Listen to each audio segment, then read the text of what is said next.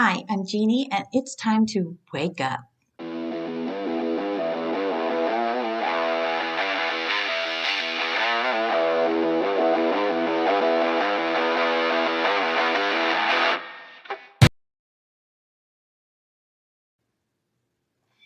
If you have not become a Christian yet, it's not too late.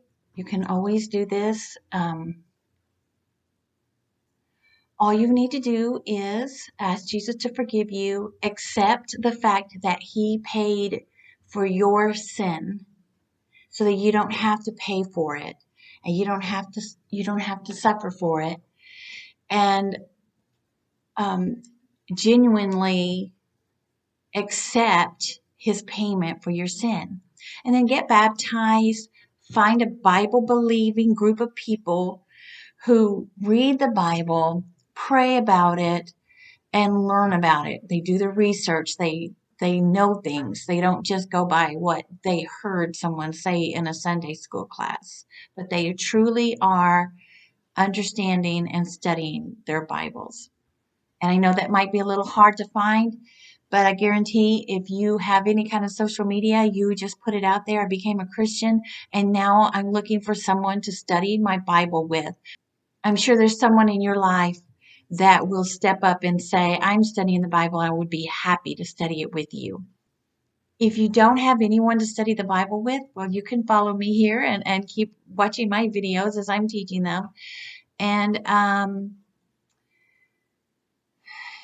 send me a message. Let me know, because I would be so happy to help you out if you need help with that.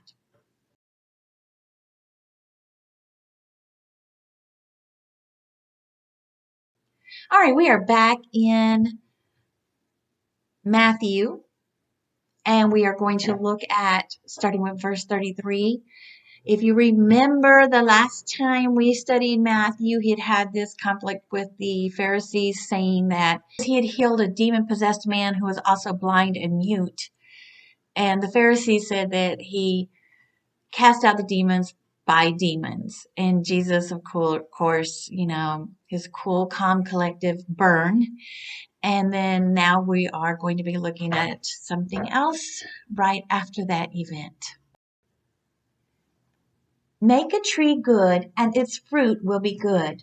Or make a tree bad, and its fruit will be bad. For a tree is recognized by its fruit. You brood of vipers, how can you who are evil say anything good? For the mouth speaks what the heart is full of. A good man brings good things out of the good stored up in him, and an evil man brings evil things out of the evil stored up in him. But I tell you that everyone will have to give an account on the day of judgment for every empty word they have spoken. For by your words you will be acquitted, and by your words you will be condemned. So Jesus had just told the Pharisees that if you blaspheme against the Holy Spirit, that's an unforgivable sin.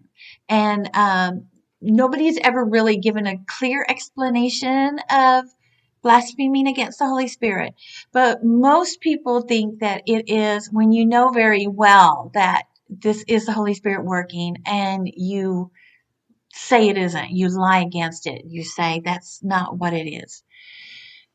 So in this part, he's telling them that, and us, that pretty much they're bad trees, and so they can only give bad fruit. Because if you what you have in your heart is what's coming out of your mouth, or what your actions are going to be. And we want to be careful what we say, because he also says that by our words we will be condemned or we will be acquitted. And acquitted means that you're given that you're seen as not guilty, and we want to be seen as not guilty in Jesus's eyes. Trees give off fruit, and we do have fruit of the Spirit. In Galatians 5:22 through 23, we see the fruit of the Spirit is love, joy, peace, forbearance, kindness, goodness, faithfulness, gentleness, self-control. Against such things there is no law. And that's going to be in the words you say, in the actions you take, in the things that you think. If you're a bad tree, then you're not going to have those fruits. And you may every once in a while do something kind or show patience. Every once in a while you're going to see those things, or somebody can pretend to do those things and maybe fool people, but they'll never fool God, because God knows it's His Spirit. And Jesus uses some of the harshest words here with these Pharisees, and these are the same words that John the Baptist used. Brood of vipers, you brood of vipers. He's saying, y'all ain't nothing but a bunch of snakes, and you can't be trusted. If you find a rattlesnake or coral snake or moccasin, cottonmouth in your yard, and you think, oh, I want to save it, I'm going to do something good, I'm going to pick this snake up and take it to the woods where it can live without being in danger, what do you think is going to happen? You're trying to help it, but what do you think is going to happen? You're going to get bit, and it can kill you. So Jesus is calling them a brood of vipers. You guys are so bad that people have to be careful around you, or else they're going to get bit by you. But the main takeaway with these verses is that we will be accountable for every word we say. Every word. Not some of the words, not the majority of the words, not what did you say mostly, but every word that comes out of your mouth, you will be accountable for. So we want to be acquitted by our words. We want our words to show what's inside of us, that we have good fruit. Now, on this next section, the Pharisees are going to be asking Jesus for a sign. Then some of the Pharisees and teachers of the law said to him, "Teacher, we want to see a sign from you." He answered, "A wicked and adulterous generation asks for a sign, but none will be given except the sign of the prophet Jonah. For as Jonah was 3 days and 3 nights in the belly of a huge fish, so the Son of Man will be 3 days and 3 nights in the heart of the earth. The men of Nineveh will stand up at the judgment with this generation and condemn it, for they repented at the preaching of Jonah. And now something greater than Jonah is here. The queen of the south will rise at the judgment with this generation and condemn it. For she came from the ends of the earth to listen to Solomon's wisdom, and now something greater than Solomon is here." Why do you think Jesus answered them so harshly? God has always been willing to give people a sign to help them with their faith. The difference here is that they don't have faith. They're trying to trick him. They're trying to capture him. We already saw earlier in this chapter that they were trying to figure out how they could kill him. Not how they could stop him or how they could put him in jail, but how to kill him. So they had no intention of accepting the sign that he would show if he had shown. And besides the fact, he just showed them a sign. He just showed them how he can take a demon out of a man who's been blind and mute because of this demon and expel it and heal the man completely. What other sign do you need? They know the signs. They know who he is. They are choosing to attack him and continuously attack him to try to trap him. And he answers them with this: "A wicked and adulterous generation seeks a sign." Now, wicked, we know, that's evil. It's just evil. So he's pretty much saying that this generation of Pharisees and teachers of the law and scribes, we know them too, are, for the most part, wicked, evil. They have nothing good in their heart, just like that tree. It's a bad tree. It will not ever bear good fruit because it is a bad tree. But when he says adulterous, God uses that word a lot to talk about people not keeping the pure religion that he has given them. People who have sought other gods, or people who have sought to make themselves into an idol, or they've sought other idols. And God has no tolerance for that. None at all. So he's calling them adulterous because he knows that they're double-minded. They're not really truly seeking what the truth is. Now, if you remember, I've talked about this before, Gideon in the Old Testament, God had given him a job to do, and that was to go and pull down all of the idols in the land, and Gideon asked for a sign, and then he asked for another sign, and then he asked for another sign. And I think by the fourth sign, I'm not sure, I might not have that right number, but by the fourth sign, the Spirit of God tells him, no, that's all you get. You need to go and do the job now. But he was willing to give him the sign to encourage him, because his doubt wasn't, how do I explain this? His doubt wasn't an unbelief doubt. His doubt was, I want to be sure. And always, if you ever doubt something, if you're wondering if something is from God or not, or you have a thought, or you feel like you have an urgency towards doing something to help someone else out, and you're not sure if it's from God or not, pray about it. Because God said, when you pray, I will give you wisdom. So pray about it. And then wait until you feel comfortable with the answer. But just remember, God will never ask you to do something that's contrary to his word. But do pray and ask for it. But in this case, these people are not asking to reassure their belief or to reassure that they are truly doing God's will. They are asking to try to trap him. And Jesus tells them, the only sign you're going to get is the sign of Jonah.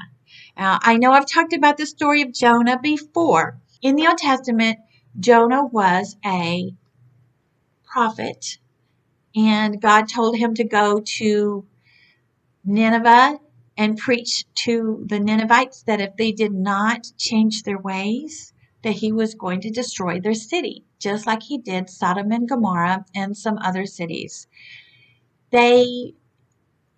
Jonah felt like these people were unworthy of being saved. They were unworthy of God's mercy. And he didn't want to go.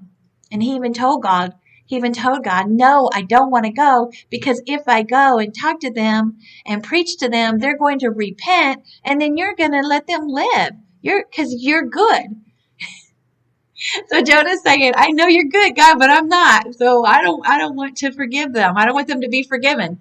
Anyway, so he tries to run away. He goes the opposite direction, and we know that, he's on his ship, and God sends these waves. Well, when they were like, whose God is doing this to us? And Jonah says, it's me, it's my God. I'm trying to run away from him. Throw me overboard. It doesn't tell us this, but I really feel like Jonah thought, throw me overboard. That way I'll drown and die, and I won't have to do the job. And then all the people, when they threw him overboard, the storm stopped suddenly. The boat stopped rocking suddenly. All of the shipmen, all the men on the ship, praised God and started worshiping him because they realized that he is the God. So Jonah didn't even know it, but he saved those people who were not Jews, who were not Israelites. But then, so he gets swallowed up by the whale, and he gets vomited up on the land of Nineveh, and he goes and he does the preaching, and sure enough, everybody there repented. And so God saved them. Even the king declared, everybody wears sackcloth, everybody's fasting until we hear that God is not going to destroy us, and everybody's going to worship God. Even the animals had to wear sackcloth and fast, which is kind of funny, but that's how serious he was. When he repented, and so The sign of Jonah, though, is the 3 days in the whale. We don't know if he actually died in the whale or whether he was alive, but when he was regurgitated by the whale, he was alive. So it could be that God revived him, or it could be that he just didn't die. But the 3 days in the whale is the sign of Jesus being 3 days in the tomb. And I'm going to explain to you a little bit later when we get to the part where Jesus does die and is in the tomb 3 days. We're going to talk a little bit more about what a day is to the Hebrews, because their day was different than our day and how we count a day. So I just wanted to let you know that we are going to talk about how he was actually in the grave for 3 days. And then he follows up with the Queen of Sheba. Now, the Queen of Sheba came from a land in somewhere southern Arabia, which was like the bottom of the land for the Jews. So they felt like that was the end of the earth where she was coming from, that there wasn't anything further because they didn't really have that concept of maps or of the world. And she traveled with gifts and all kinds of things to give to Solomon because she had heard that Solomon was the wisest man on earth and could answer any question. And she had a lot of really deep and hard questions. And so we find that she goes to Solomon and she starts asking him all these questions. And she's there for several days. Honestly, I don't know, but I'll look it up and I'll put the verse up here so you can see how many days she was there with him, questioning him. And she had some deep and difficult questions, but Solomon was able to answer them all through the power of God. So she was overjoyed and worshiped God as well because God had given Solomon this great wisdom. And of course, she gave him a whole bunch of gifts and such, and then she traveled back home. So God is saying that you guys who think that this person is unworthy to even be in the Jewish temple when the end of the time comes, she's going to come and judge you. She's going to come and judge you. So the Pharisees and the teachers of the law that were standing there have been mightily offended by Jesus when Jesus said this. But notice he also said the reason why she's going to come and judge them and condemn them is because something greater than Solomon is right here in front of you. And you can't accept it. But yet, this Queen of Sheba accepted Solomon.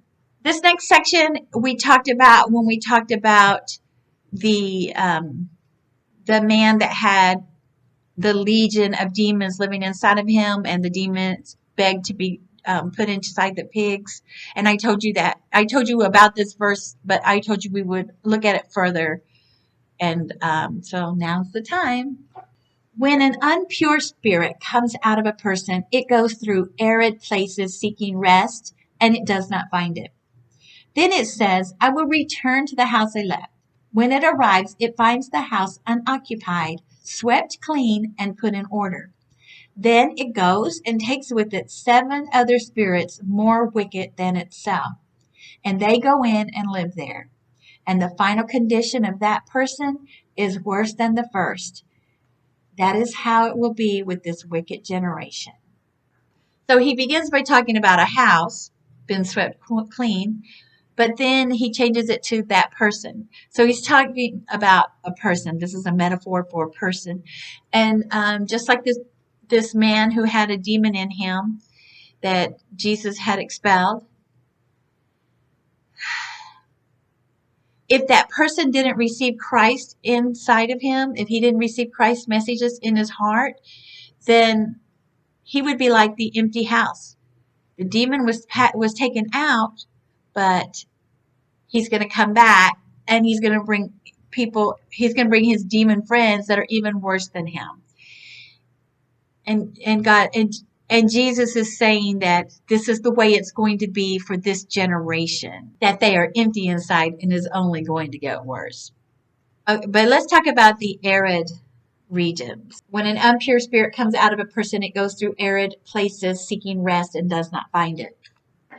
The Hebrews, Jews, Israelites, that's all the same group of people. The Hebrews believed that demons lived in dry, arid places like deserts, but they just kind of roam around there like empty. There's nothing, they're just empty. So they can't be happy there. They're only happy when they're inside a human creating havoc and destroying that human, because that's their purpose. Their purpose is to destroy us, destroy our relationships with each other, and destroy us. The reason why the demons wanted to be inside the pigs is so that they didn't go to that arid area. But they ended up there anyway, because when the pigs killed themselves by running off into the water and drowning, then they had no body to be in, so they were again without a body, and I would assume that they had to go back to the arid place until they could find another human or animal to possess. While Jesus was talking to the crowd, his mother and brothers stood outside wanting to speak to him. Someone told him, "Your mother and brothers are standing outside wanting to speak to you." He replied to them, "Who is my mother? Who are my brothers?" Pointing to his disciples, he said, "Here are my mother and my brothers. For whoever does the will of my Father in heaven is my brother and my sister and my mother." In Luke, it tells us that his mother and brothers were worried about him, and that's why they came and wanted him to come out to speak to them. But Jesus said, "No, these people who have followed me, my 12 apostles, all of these disciples who have followed me," because remember, it was more than just the 12 disciples that followed him around. There was a group of people, a lot of people that followed him around all the time, ministering to him and listening to his teachings and learning. And he was saying that these people who have left their homes and sacrificed everything to be with me and accept me, that's my family. And everything that is my family by blood, I don't consider that my family. This is my family. And that's saying a lot, that he is honoring these people who left their homes because they knew he was the Messiah, and they left their homes to come and follow him. And Jesus' own brothers didn't follow him. Jesus' own brothers didn't believe he was the Messiah until after he died and rose again. And we know that James, who wrote the book of James in the New Testament, converted and became a follower of Jesus. But before that, none of his family was following him or considered him the Messiah. Even though Mary knew, and if you remember when we were first looking at Jesus' childhood, Mary had taken all these little experiences and stored them up in her heart. So what happened, Mary? I don't know. I don't know what happened with Mary. Why? I guess it's her son and she loved him and she's worried about him. Is he eating right? Is he getting enough rest? But nonetheless, she knew he was going to be the Messiah. She knew it from the very beginning. So I don't know why she's not following him around either. It doesn't make sense to me, but she did. Anyway, just want to also to point out that there are religions out there that tell you that Mother Mary is someone that we should pray to, or that she has some kind of special power, spiritual power on our earth. But Jesus did not say that. Jesus did not give her that power. And you can see right here, he didn't stop what he was doing to go see her. Instead, he refused to go see her and said, "These are my family." And none of the apostles said that either. Nowhere are you going to find that. Mary, even though she gave birth to Jesus, and which meant that she was going to be honored amongst women, she still did not receive any more priority from Jesus than anyone else. So we need to look at that carefully. And if you're from a religion that tells you that you can worship the Mother Mary, or that the Mother Mary has some kind of special power, or you should pray to the Mother Mary, that's not in the Bible at all, anywhere. So please don't do that. Well, yay! We finally finished chapter 12. Next time we'll start with chapter 13. Now it's time for current events.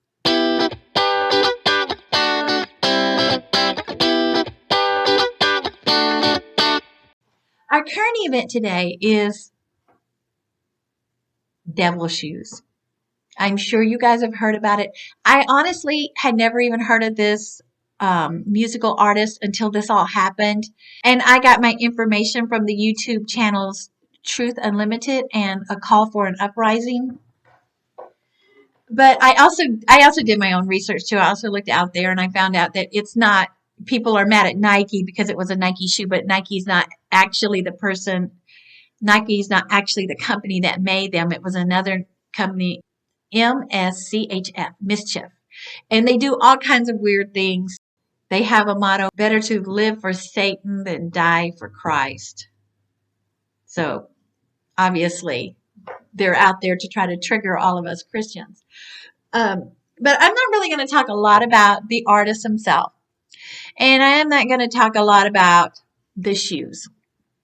Because even this artist, some people were writing to him ugly notes about, how dare you do this? There's a lot of children who like your songs. I think he has a song called Old Town Road that a lot of kids like to listen to, and parents let their kids listen to it. And he himself said, why are you letting your child listen to that song? It's about adultery and lean. And I wasn't sure what lean means, but lean is a drink. It's also called purple Kool-Aid. And it's Kool-Aid with codeine in it. So it can get you really high and really, really messed up, really causes people problems. So that song talks about that. The Old Town Road, which people think is just such a song, a wholesome song, but it's not.